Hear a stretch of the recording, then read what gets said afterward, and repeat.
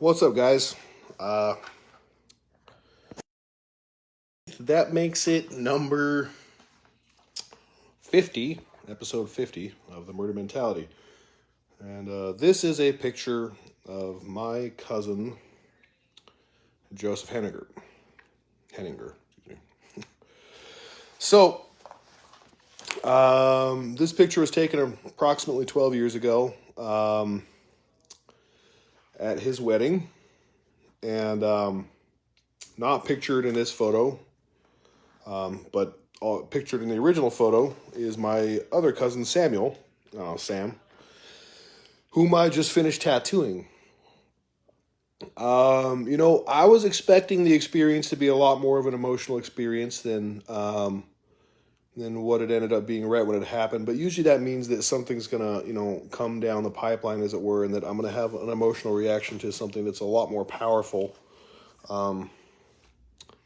As the feelings kind of develop and become a little bit more real. And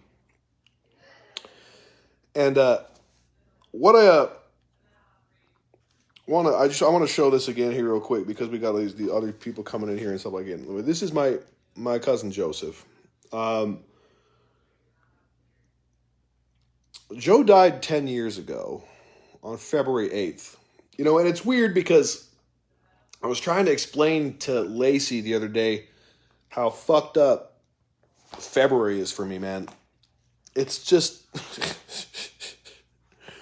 I've had so many bad experiences on or around my birthday, which is the 15th. It's not even funny. I just started getting to the point where I didn't even want my birthday month to come around anymore because I just felt like there was so many other birthdays that were coming up that were going to be really emotionally fucking draining.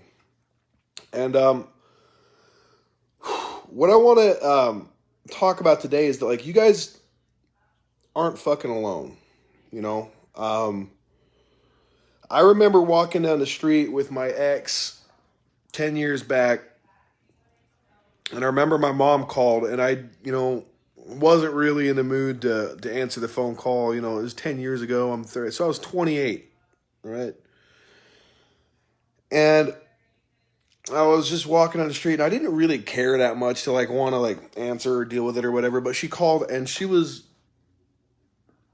just already totally hysterical. And she just tells me over and over, Joe died, he's gone, he's dead, he's gone. And the thing is that, it's taken me a long time to process that loss. We grew up in the same household for a short period of time. We went to the same school for a short period of time. He's 2 years younger than me.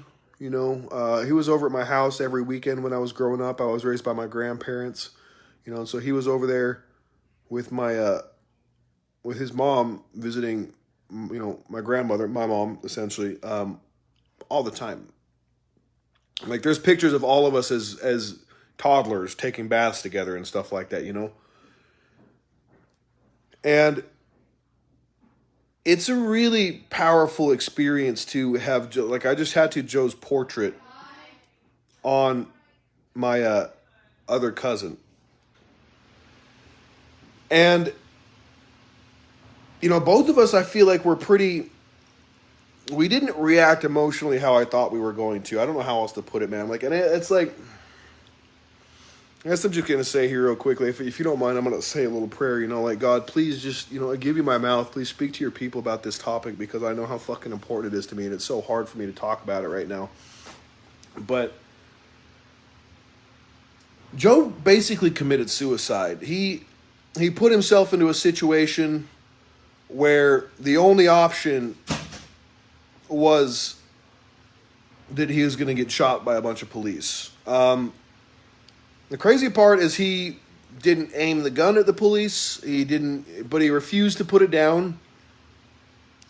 And he just kind of lost it, man. And the thing is that never considered ending my life like that, but I've considered ending my life in a lot of different ways over the years, you know. And as me and my cousin Sam have sat and talked about this whole situation, and we've talked about how hard it was to lose him and how formative it was for all of us and how difficult it was to come from our family. And I've had so many experiences over the past year where I've had the clarity to look at my own childhood and look at my own life and see how fucked up our family was. See how little of a chance most of us had. Knowing that he and I barely escaped being a statistic. My grandfather, the one that raised me, dead from some violence in a fight with his girlfriend. My uncle, dead, being shot in a street fight. My other cousin Joe here that we were just talking about, dead, suicide by police. My other uncle, don't know where he's at anymore, but last I know he was smoking crack, living in trap houses. And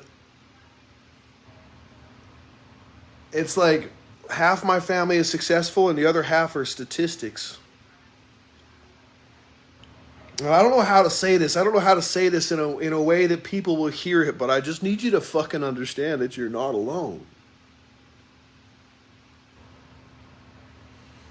I just fucking can't imagine how fucking lonely and crazy and fucking up a creek he must have felt to fucking go end his life that way. I can't imagine how fucking just lonely he felt, man. But I know how lonely he felt because I've been in those positions before. I've been in that position where I've just wondered if maybe if today was the day I decided to figure out if a bullet tasted better than it tasted to keep going. You know, and it reminded me of why I fucking make these videos. It reminded me that, like, you know, I'm talking to those kids that are growing up with parents that are too fucking crazy to raise them. Remind me that I talk to people that are growing up that just didn't fucking have parents. Like me, you know? Like, I had a grandmother to raise me, but, like, I didn't realize what a fucking hole and a wound in my heart that it left for me not to have my parents in my life until I was in my mid to late 30s. And the devil wants us to feel fucking alone. He wants us to feel unconnected and unloved and beyond any type of help. But we're not. We're not fucking alone. Every time I think I've reached the end of my rope, every time I think that I've reached the fucking end, it keeps going. You know, when I thought my whole fucking life had come screeching to a halt and everything I fucking loved or cherished was being ripped away from me when Cassie relapsed and did everything she did before she died. Thought my life was ending. And that was another fucking thing that happened right before my fucking birthday, and I survived that, man. And God set me up so much fucking better. My life is so fucking powerful. My life can be a fucking testimony to the people that are fucking ready to give up. You can't have a fucking testimony without being tested. You can't be fucking strong without having something fucking hard happen to be strong through.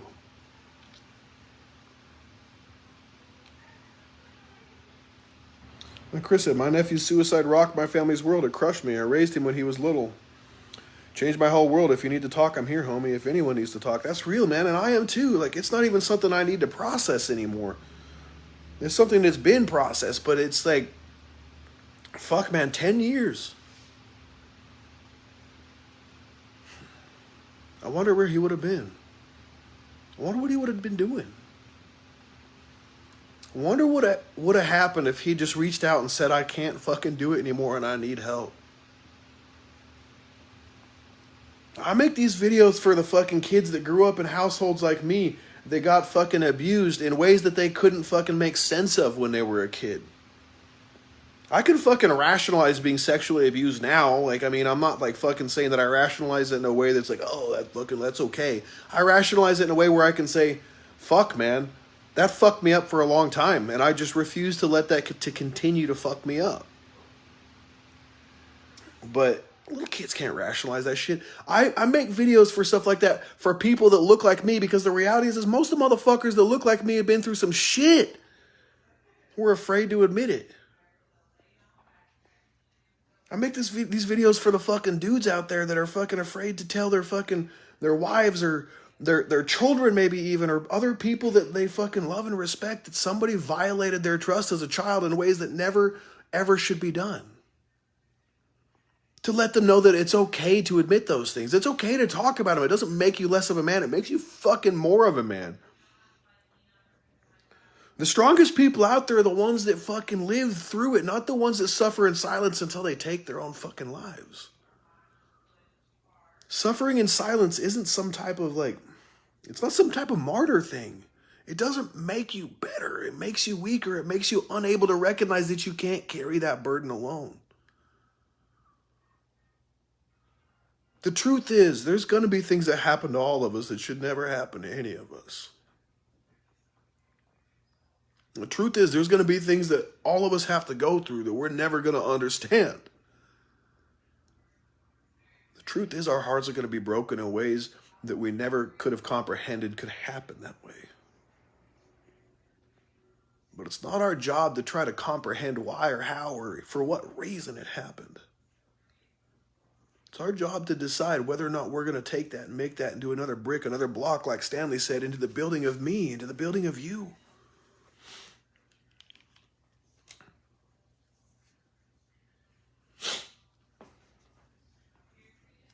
You're not alone. You never were. You can't run from God. He's there inside you waiting for you. I don't cry because I miss my cousin. I don't cry because I miss Cassie. I don't cry because I miss all the people I've lost over the years. I cry because all the people I've lost over the years who took their own lives or overdosed or were fucking murdered or put themselves into situations where they've been fucking felt like their hand was forced, because all of those people felt alone. I cry because I know how fucking horrible it feels to feel alone, to feel useless, to feel like nobody could give a fuck whether or not you live or die. Like the world would be better off without you because you're just a burden on the people you love. I don't feel that way now. I know better now. But fuck, man. The reality is all of us are going to be broken. You're only as strong as your willingness to ask for help. You're only as strong as the willingness to ask for help. The people that hold it in ruin themselves and the people around them. The people that hold it in never see right again. I've been having to confess how fucking heartbroken I am that Cassie did the things that she did to me. Because I've had to realize that during this process of grieving that I never had the chance to process how that breakup went down before she died.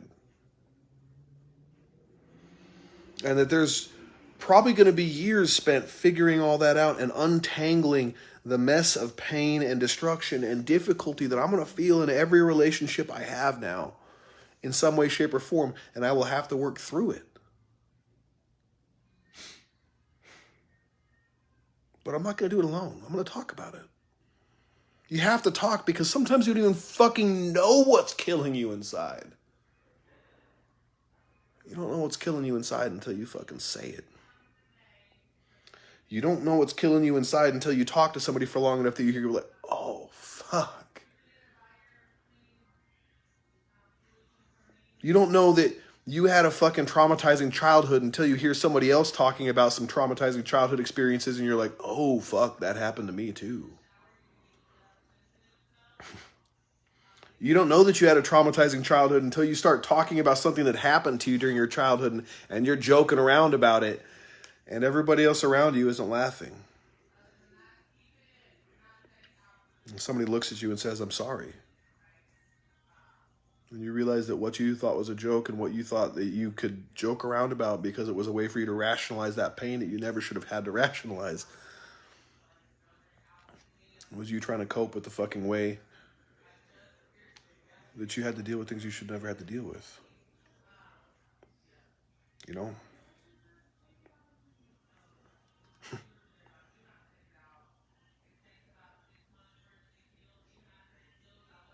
That's fucking hard. I wish I could make it easy, but it's not. Thing is that those are the strongest motherfuckers you know. They're the least entitled. People like me are the hardest fucking working. The most willing to fucking pick up the slack. The most willing to do what needs to be done and not what feels like it should be done, but what needs to be done. And we love the deepest because we know how important it is to fucking love truly and deeply and be honest about that love. Really, I mean, fuck, man, where was anybody when I was 8, dog? I was going through the same shit, my man. I wish somebody could have sat me down and said, your dad never should have hit you like that. Your fucking uncle should have never touched you like that. I wish somebody could have sat me down and asked me why I over-sexualized things when I was fucking 7, 8. To me, I thought it was fucking normal. I joked around about that shit with some of my friends one time for real. And I was like, oh, I was like fucking, I was like really interested in all that shit, like fucking 6, 7, 8 years old. And they were like, you shouldn't be that young interested in that kind of shit. And I was like, well, I mean, I do know I got molested. And they're like, that's why, bro. And here I just thought it was normal, you know? And I watch other people's kids. I watch my own kids and they're not doing that shit. Oh. But the thing is, though, is that because I'm fucking here now, I'm not going to shut up. I'm not going to fucking let my voice go unheard. I'm not going to let one more person ever think that they're fucking alone.